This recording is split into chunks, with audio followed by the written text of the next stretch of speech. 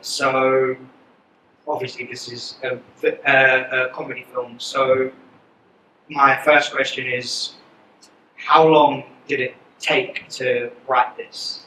So 20 minutes. I went to a film festival. It was not this one, I should point out. But no, it wasn't this one at all. And it was just chaos from the moment I arrived. All the things that happened with the dad not being available and the guy there running it. And it was just, he hadn't got a key speaker, he hadn't got someone to give out the awards. And I just thought, this is awesome. And more to the point, crazy filmmakers. We think we exaggerated there, but they were not even a par on that. So I quickly wrote down some notes, and then within a week I think we did working draft. And then we refined it a little bit from that. But even now, just watching it up there, I would much rather, if I had a chance, ladies and gentlemen, I'd go back in there, I saw some edits I would make it a little tighter, but it's out now, I have no choice. Would you say that out of all of the other projects and genres that you've done, would you say that comedy has been one of the harder ones because of how punchy it would have to be? Because if you kind of miss one with the audience, you kind of... Absolutely. So the problem with doing comedy is you automatically lose 50% of your audience, only because you may not get the same humor as I have. Everyone has a different point of view. So you take that into account, and even now when I'm looking at the opening scenes in the bar, really well shot by Michael. But I'm only going there and I'm going to change it. And I've got some ideas for make it punchier. And then the scene with Farmer Will and Jess. You know, it's really difficult. But what I felt with the movie, I want to change those scenes initially. But as the audience started to laugh, I think when we had He's Definitely Something with a Small C, and that scene, a joke that worked with most of the audience, I felt we were a little bit on rails then, and I could relax a bit more. Okay, Jessie, you played more different characters in this film. So, how did you kind of differentiate yourself between the roles? Was there any headspace you got into? Or? Mainly for probably Mysterious, there was a different headspace. So I had to actually hear you from the back, so that you can also might be. Is that better? Yes. Okay. Yeah, I think for Mysterious, I did have to, because it was drop the comedy, it was much more serious and a completely different tone. So for that, I had to definitely think about it and take a step back and do something different. But yeah, with the fun ones, it was really fun and good. And you play with the comedy, and they were good together. From experience, from what I've filmed as well, when I write comedy, most people tend to break a take. Does that? How many times, or who laughed the most during the take? Who's the worst? I am the worst offender. And the one that really got me, and I'm shocked earlier on, it doesn't happen that early in the movie, is Tug and the cocaine sequence. Now, he didn't tell me what he was going to do. It's in the movie, it says how the dialogue is there. But he had spoken to the sound guy and he said, I'm going to go mental. So the sound guy already had the heads up.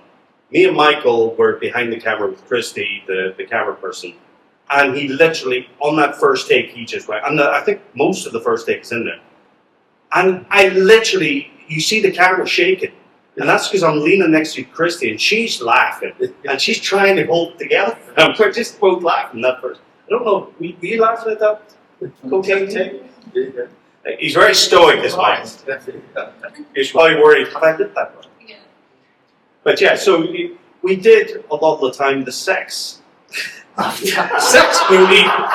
The sex movie was funny because Jess is, a classically trained actress. And we're saying, yeah, put on this outfit. Let's have lots of body shots. Natasha Tazzini is quite used to that. She doesn't Winnie the Pooh, Blood and Honey, so she is used to being a little bit more sexy and sultry. And there were times Jess was brilliant all the way through, but Natasha sometimes had to go, Tash, bring that back a little bit. She went a little too far into character. So those times as well, I was giggling by it. So like a schoolboy, it's terrible. Shouldn't laugh during stuff. There are so many different topics in this film. Obviously, at the sex. How do you begin to write loads of different, not just the sex, but just other parts? What goes through your head when you're writing this stuff? So what I always worry about, and this is one of the good things about a festival, there's any filmmakers out there.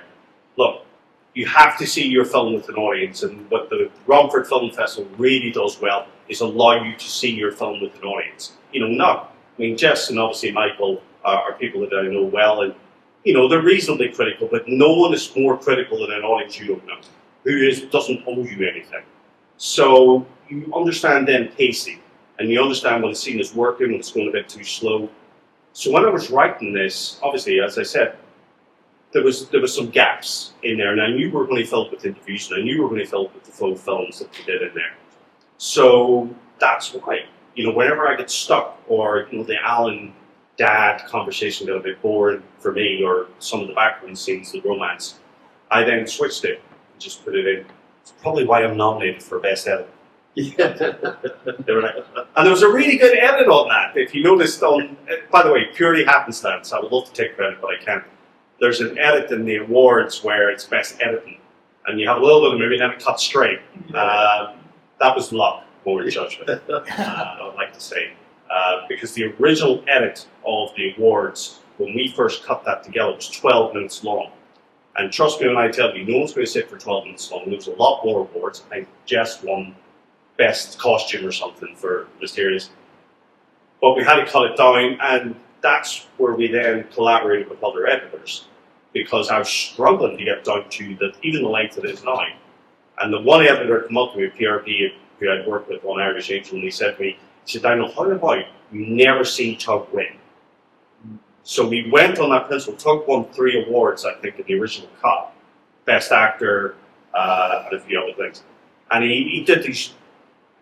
Baz is a fantastic actor to work with. He did these amazing speeches, but the film, we wanted to get to the end.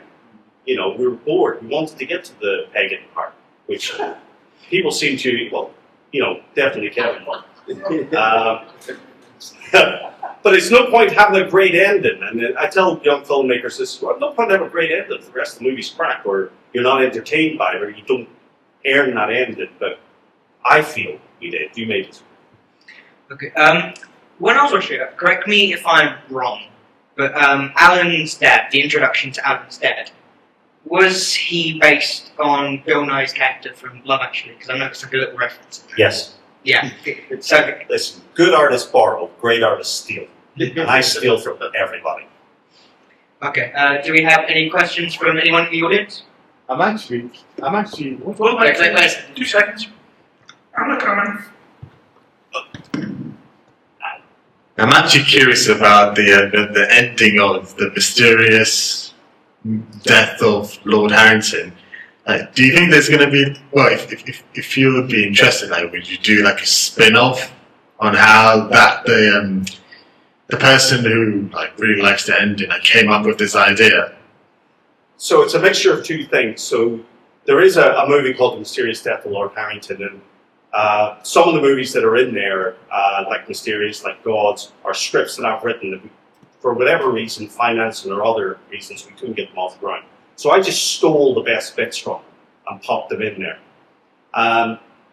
Also, there's a movie in there, my first ever movie I did with Michael Miles, Hey Mr. DJ, and a lot of nostalgia. We both looked a lot, darker in our hair back then. I had certainly more of it. But that's what we did, just to bring that in. So Mysterious, there is a proper ending. But when I went to this festival, the filmmaker that was there complained. I don't know if you saw earlier on or you remember, the projector kept going off. So that happened during my movie as well, Irish Angel. And I was narrating, because it would go off and then come back on, but obviously the movie's playing. So the people in the audience, I was just narrating for them what was happening while the projector was off. Anyway, this other filmmaker, who was obviously very much in his backside, he complained all the time that it missed the ending, and there was apparently some shot or something. So it's a mixture of both, if that answers your question. Good. Anyone else? Put your hands up, come on. I'll project from here because I've already gone. Great. So, actually, how long did it take you to film that? What was your... So we filmed for 2 weeks. So the first week was all the Worst Film Festival stuff, all the stuff in the hotel, the interviews. And then the second week, we had a ball filming the full films. mysterious gods, and Michael. I don't know why he's not got a cinematography award Romford Film Festival because he did 7 movies in one. But one of the good things was that the movies were supposed to be crap.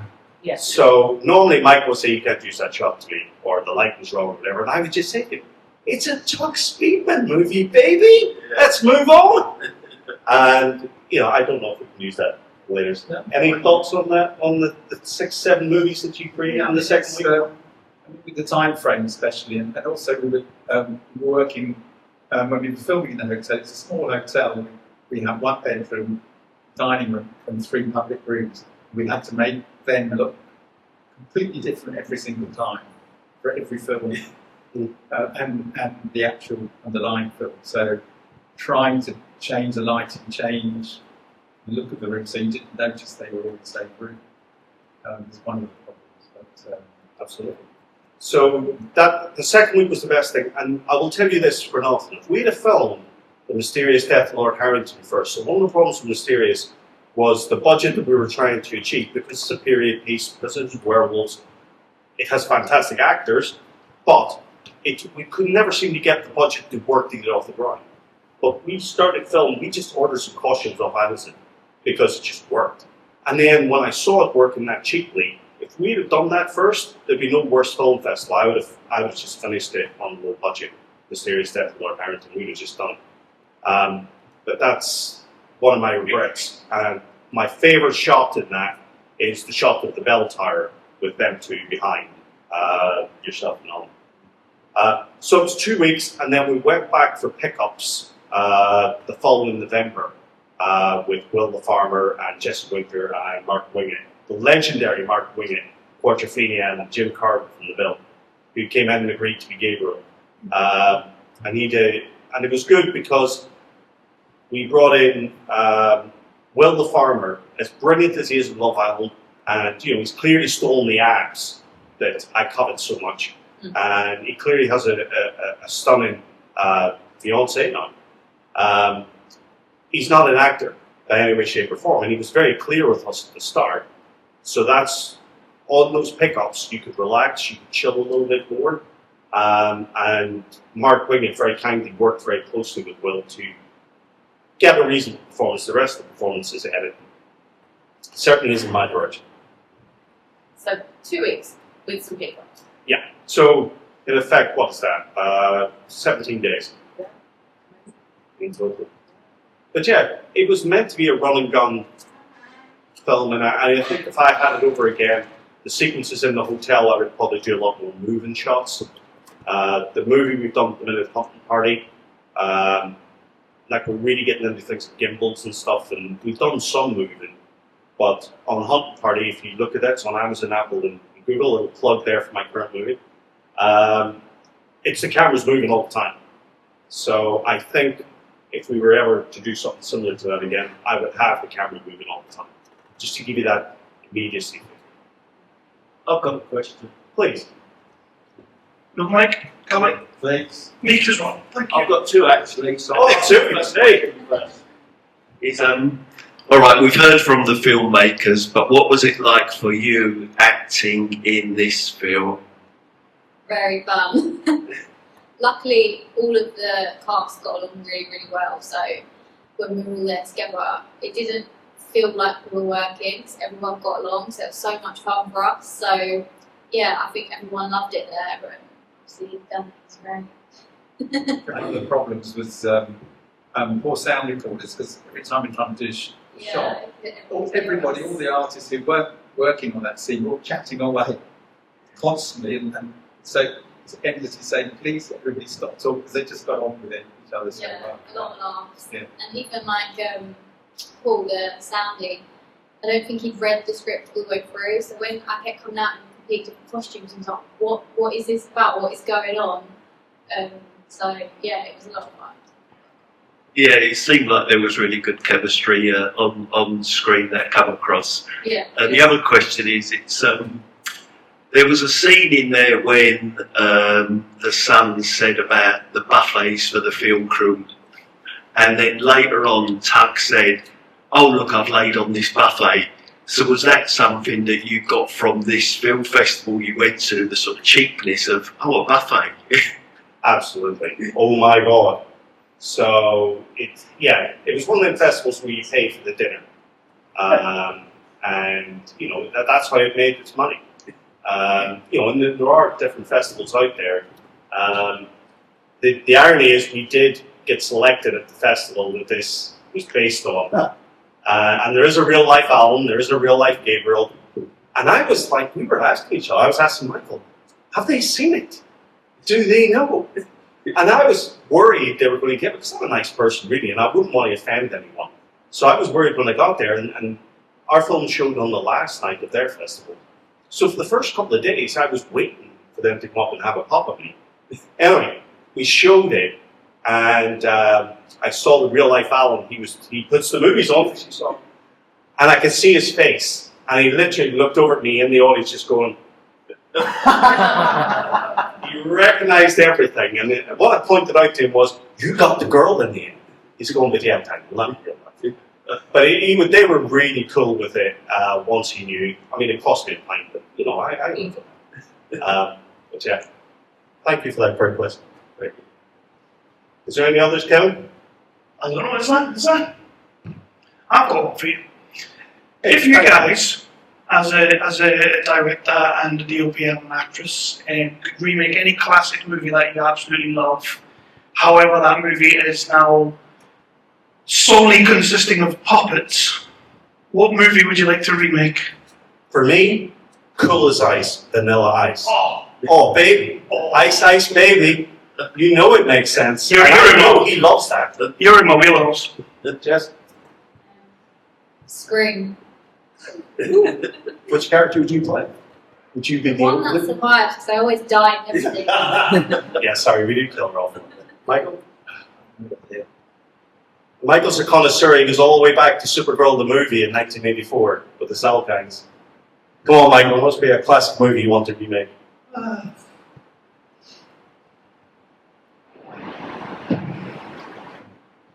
Maybe Hey Mr. DJ, we go back and remake that one. Battleship Potomacan. Say again? Battleship Potomacan. I think there's been a couple of technical remakes of that, but they haven't actually been out there remakes. I might be incorrect like that, but that's a good call. Kevin, are we good? Good jacket, you. Ladies and gentlemen, thank you so much for staying, and for the few of you who laughed, thank you so much.